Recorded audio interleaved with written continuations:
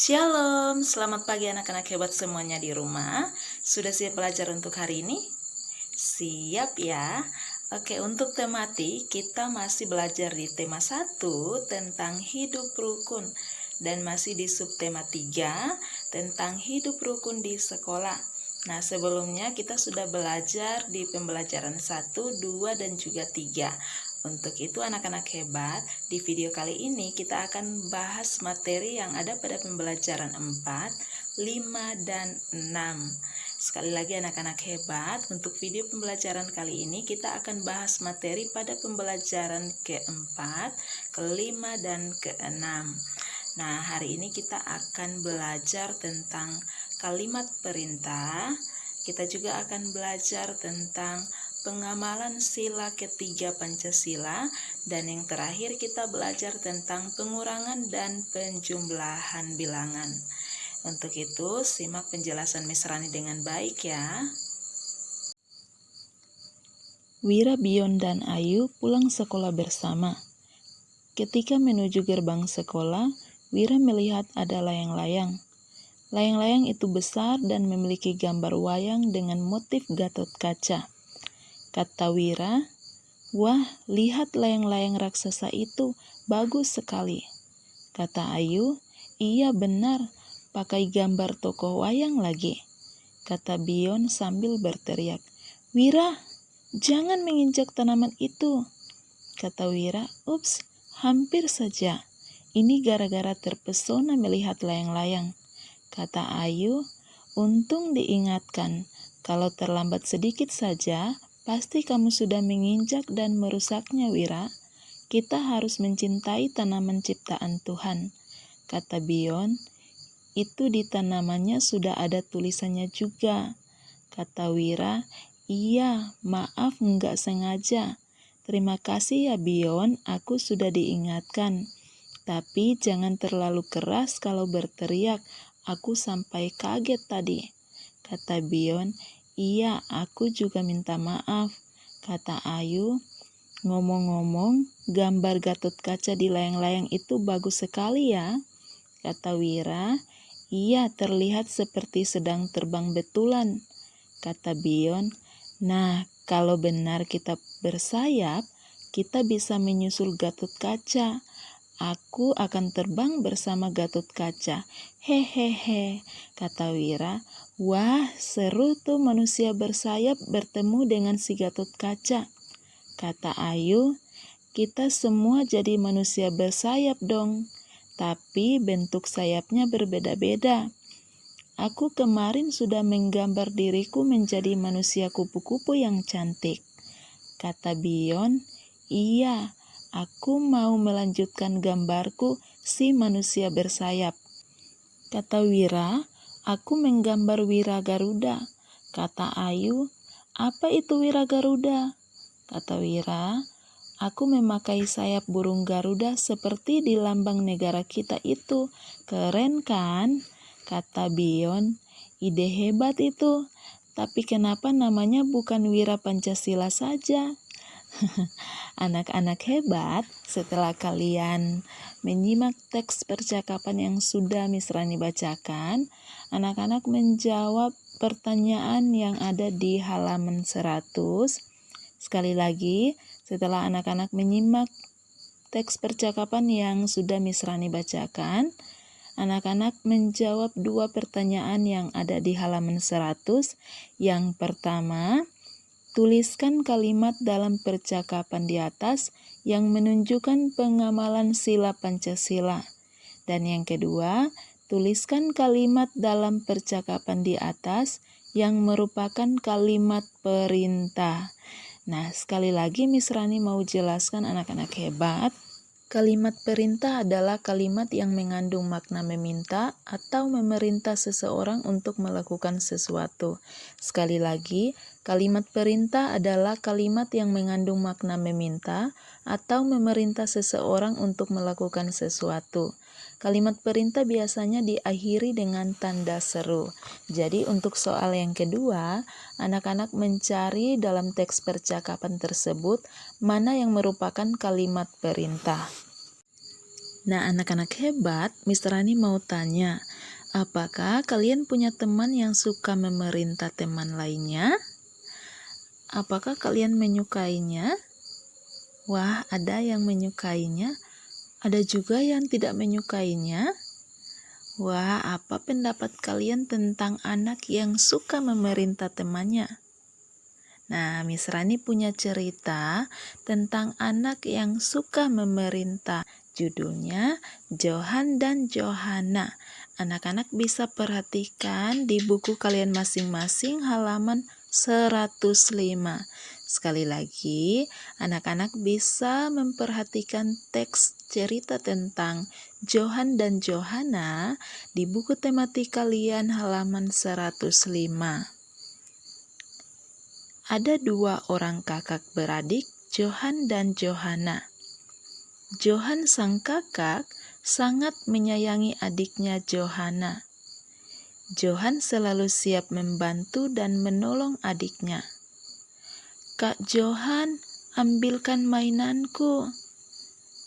Kak Johan, bukakan tasku. Kak, cepat tutup jendela kamarnya, aku kedinginan. Kak Johan, siapkan makan malamku. Dan masih banyak perintah lainnya yang diberikan Johana kepada Johan kakaknya. Johan melakukan perintah adiknya dengan sabar. Sampai pada suatu hari, ada wanita setengah baya lewat di depan rumah Johan dan Johana. Terdengarlah oleh wanita itu suara Johana yang memerintah Johan. Wanita itu pun mengernyitkan dahinya. Kok adik memerintah kakaknya? Dengan kalimat yang kurang sopan pula, gumam wanita itu. Penasaran, wanita itu mendekat dan melihat ke dalam rumah melalui jendela. Jendela kamar Johana memang terbuka lebar. Tampaklah olehnya seorang gadis cilik duduk di kursi roda. Oh, ternyata anak itu tidak bisa berjalan. Pantas saja kakaknya selalu menuruti perintahnya. Tapi kekurangan fisik seharusnya tidak membuat seseorang bergantung pada orang lain, ujar wanita itu dalam hati. Wanita itu lalu memberanikan diri untuk menemui Johana. Permisi, selamat pagi anak manis. Maafkan kelancangan saya masuk ke rumahmu ini.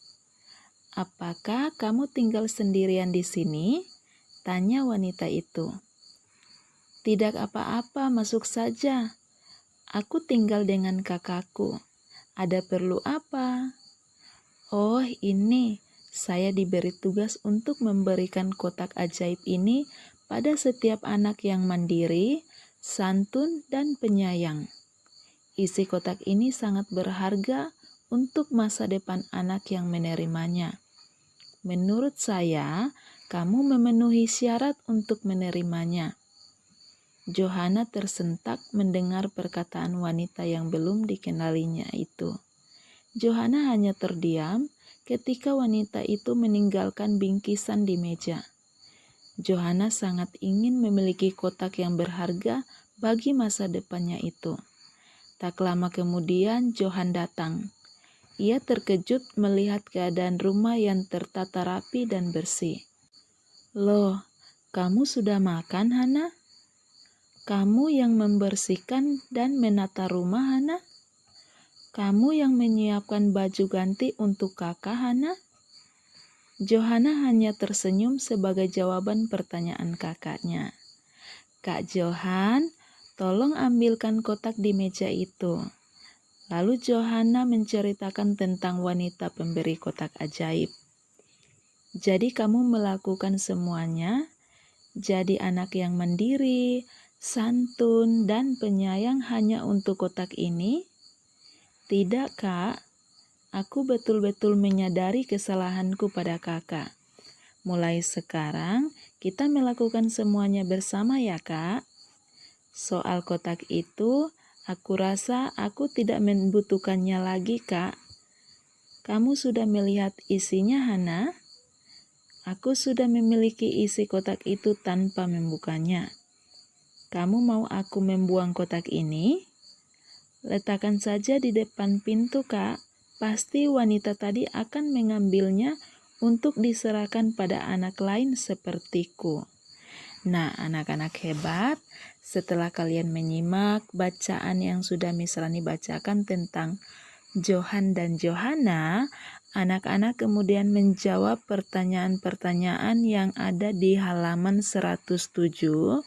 Sekali lagi, setelah anak-anak menyimak bacaan yang sudah Miss Rani bacakan tentang Johan dan Johana, anak-anak menjawab pertanyaan yang ada di halaman 107.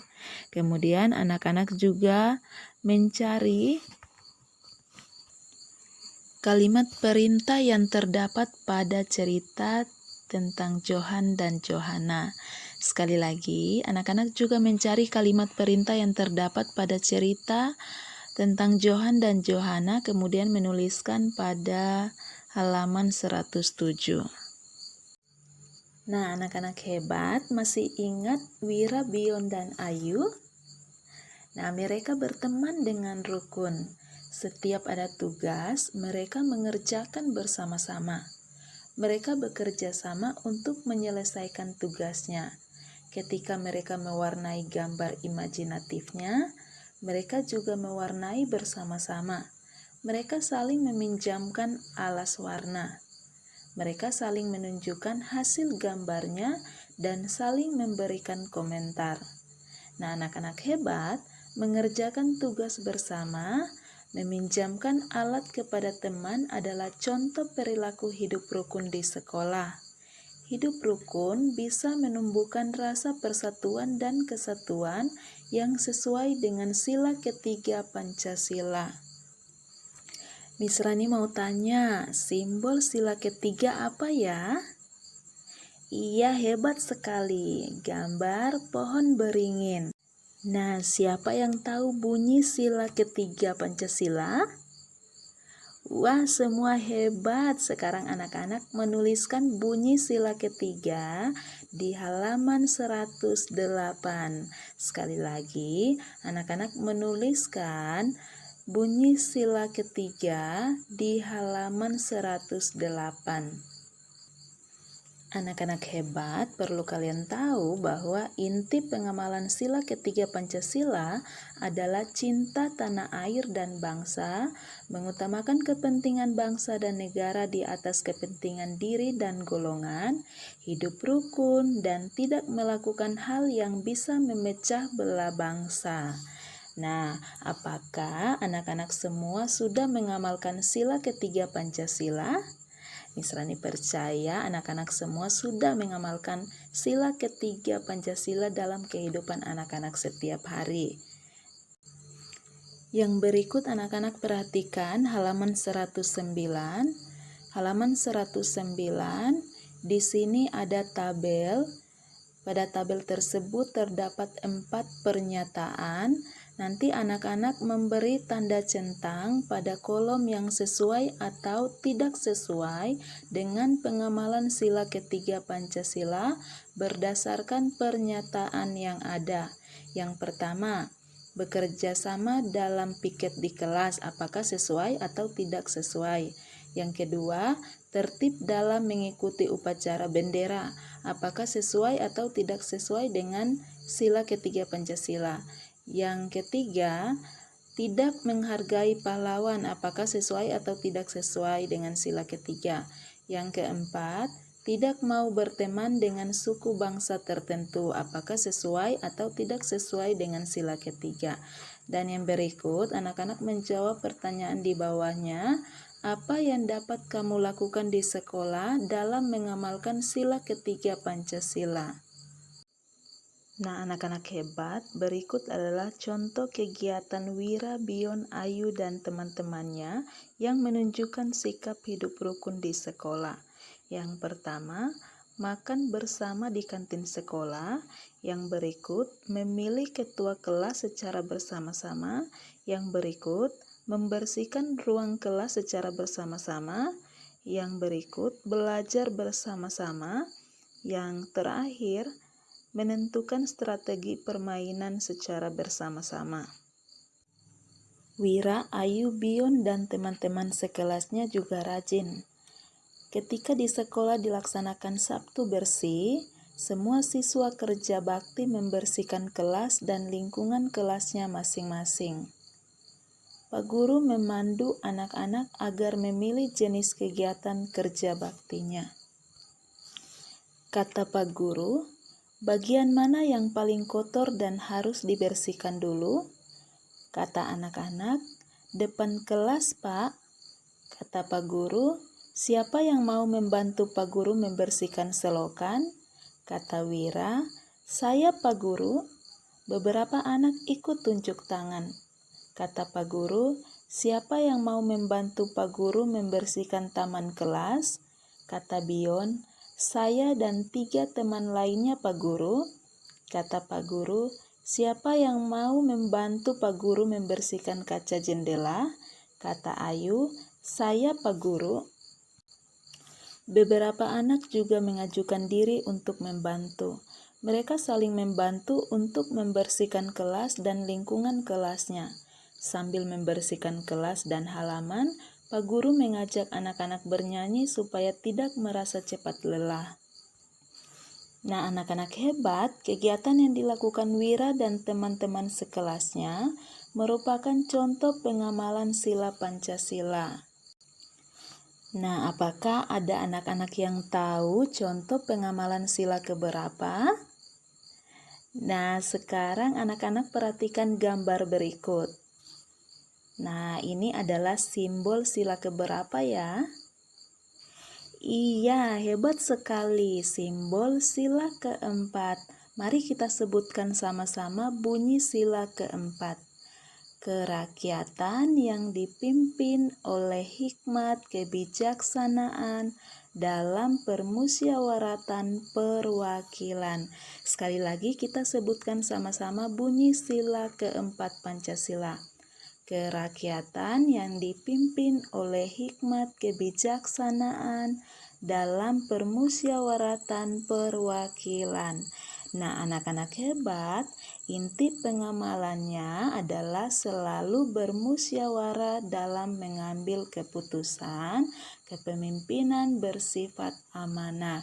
Sekali lagi anak-anak hebat, inti pengamalan sila keempat adalah selalu bermusyawarah dalam mengambil keputusan. Kepemimpinan bersifat amanah. Contohnya, ketika kita memilih ketua kelas, kita harus memilih ketua kelas secara bersama-sama. Kita tidak boleh mengambil keputusan sendiri atau memilih ketua kelas sendiri. Kita harus bermusyawarah atau memilih ketua kelas secara bersama-sama. Nah, itu kita sudah mengamalkan sila keempat Pancasila. Nah, sekarang perhatikan lagi gambar berikut. Nah, gambar ini merupakan lambang simbol sila keberapa ya? Iya, hebat semuanya. Ini adalah simbol sila kelima Pancasila. Ayo kita sebutkan bunyi sila kelima bersama-sama. Keadilan sosial bagi seluruh rakyat Indonesia. Sekali lagi kita sebutkan bunyi sila kelima Pancasila secara bersama-sama. Keadilan sosial bagi seluruh rakyat Indonesia. Nah, anak-anak hebat, inti pengamalan sila kelima adalah mengelola sumber daya dengan bijaksana, bebas bertanggung jawab, mengekspresikan diri, tidak mementingkan diri sendiri dan golongan. Contoh pengamalan sila kelima yang dapat anak-anak lakukan di sekolah adalah bergotong royong membersihkan kelas dan lingkungan sekolah, menghargai hak-hak orang lain atau teman di sekolah, menghargai pendapat orang lain atau teman di sekolah, menggunakan sarana prasarana yang ada di sekolah secara bersama atau bergantian, artinya tidak mementingkan diri sendiri. Nah, tugas anak-anak yang berikut di halaman 113, anak-anak menuliskan yang pertama kegiatan apa yang sesuai dengan sila keempat Pancasila, yang kedua kegiatan apa yang sesuai dengan sila kelima Pancasila. Nah, anak-anak menuliskan berdasarkan teks bacaan yang ada di halaman 112. Oke, sekarang kita akan masuk pada materi yang terakhir. Kita akan belajar penjumlahan dan pengurangan. Yang pertama adalah penjumlahan. Nah, kita akan menjumlahkan dua bilangan, 3 angka dengan 2 angka. Anak-anak perhatikan contoh yang pertama di sini. Bilangan 123 ditambah 35. Nah, kita akan menyelesaikan dengan cara bersusun pendek supaya lebih gampang. 123 ditambah 35. Nah, yang kita jumlahkan terlebih dahulu adalah bilangan yang menempati nilai tempat satuan. Ya, 3 tambah 5, 8. 2 tambah 3, 5. Nah, 1 turun di sini. Jadi, 123 ditambah 35 hasilnya adalah 158. Nah, sekarang anak-anak perhatikan contoh yang kedua. Contoh yang kedua ini dengan teknik menyimpan ya. Jadi anak-anak perhatikan di sini. 159 ditambah 23. Kita cari jawabannya dengan cara bersusun pendek supaya lebih gampang juga. 159 ditambah 23. Nah, ini kita jumlahkan terlebih dahulu adalah bila angka yang menempati nilai tempat satuan ya. 9 ditambah 3 berapa? Iya, hebat. 9 tambah 3 sama dengan 12. Nah, di sini 12 ini kita tulis 2 disimpan 1 di sini. Nah, selanjutnya 1 tambah 5 berapa? Iya, 6. 6 ditambah 2. Iya, hebat. 8. Nah, selanjutnya 1 turun. Jadi 159 ditambah 23 hasilnya adalah 182. Oke, sekarang anak-anak perhatikan untuk pengurangan. Anak-anak perhatikan contoh di sini, 153 dikurangi 21. Sekali lagi, 153 kurang 21. Nah, kita menyelesaikan dengan cara bersusun pendek seperti pada penjumlahan yang tadi. Nah, kita mulai mengurangi bilangan yang menempati nilai tempat satuan terlebih dahulu. Nah, 3 kurang 1, 2, 5 kurang 2, 3, 1 turun. Nah, 153 dikurang 21 hasilnya adalah 132. Nah, sekarang anak-anak perhatikan contoh yang berikut. Kalau pada penjumlahan tadi ada teknik menyimpan, nah untuk pengurangan ada teknik meminjam. Jadi anak-anak perhatikan contoh berikut ya. Nah, misalnya 154 dikurangi 36. Nah, 154 dikurangi 36. Nah, kita cari dengan cara bersusun pendek. 154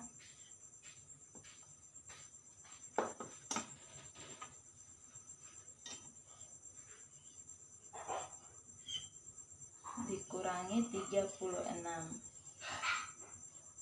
Nah, anak-anak harus tahu bilangan yang lebih kecil tidak boleh dikurangi bilangan yang lebih besar. Nah, yang harus dilakukan adalah harus pinjam satu dari bilangan yang menempati nilai tempat puluhan ya. Nah, sekarang 4 kurang 6 tidak bisa, jadi harus pinjam 1 dari 5.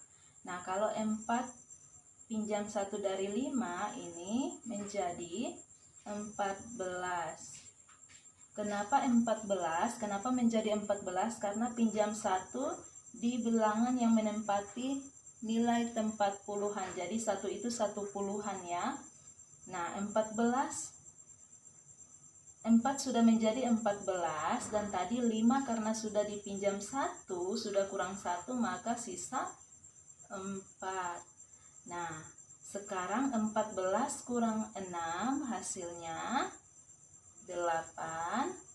4 kurang 3 1 turun di sini. Nah, jadi 154 kurang 36 hasilnya 118.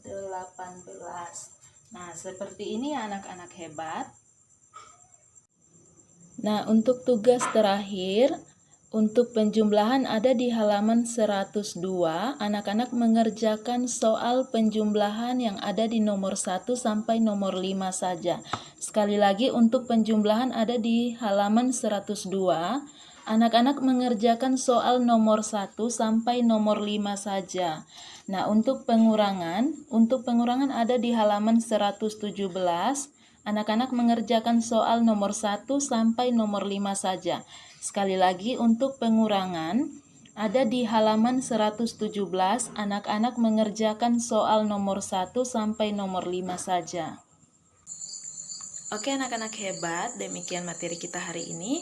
Tetap semangat belajar di rumah, jangan lupa tugasnya dikerjakan dan dikirimkan ke WA Miss Rani. Tuhan Yesus memberkati.